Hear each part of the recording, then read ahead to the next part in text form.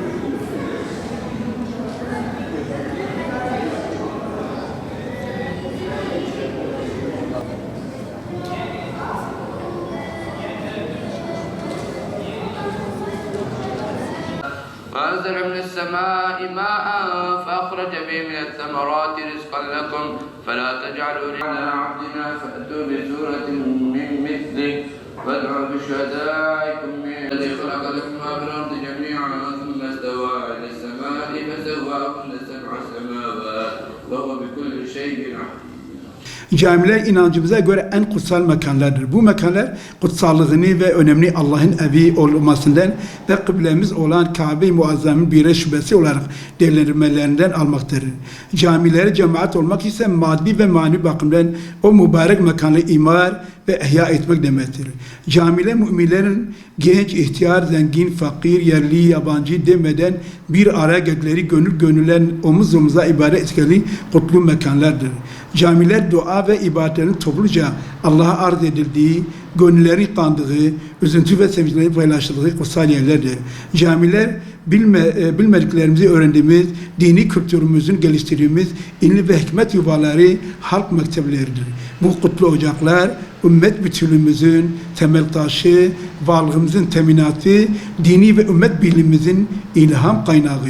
Camiler tevhid inancın sembolü konumundandirler. Cemaat ve cami birbirlerini onaran iki vefalı dosttur. Erkeğiyle, kadiniyle, büyüğüyle, küçüğüyle, yaşlısıyla, genciyle, çocuğuyla tüm müminlerin kendilerini yetiştirdiği, olgunlaştırdığı mübarek mekanlardır.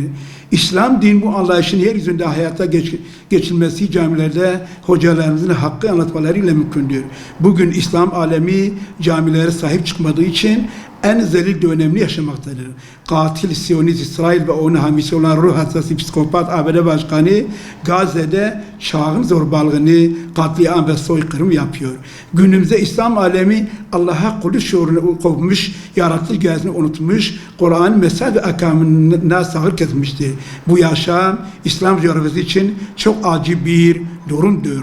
Kur'an hükümlerini uzaklaştığımız için Allah bize düşmanlarımızı musallat etmiş, Siyonistlerin telkin ve teklif ettiği zulüm düzenleri içinde İslam coğrafyası zelil bir hayat yaşıyor. Din ve düzen olarak İslam'ın emirlerine dönmeden, camilerimizden hak ve hakikati söylemeden bu zilletten kurtulamayız. Müslümanın temel görevlerinden birisi de yeryüzünde fesadı önlemektir. Yeryüzünü ıslah ve imar etmektir. Çünkü Allah yeryüzünü ıslah etsin diye İslam'a teslim olmuş mümin kullarına fesatçılarla savaşmayı emretmişti. Camiler ruhları birleştiren, maneviyatı sağlamlaştıran, birlik ve beraberliğe katkı sağlayan kutsal mekanlardır.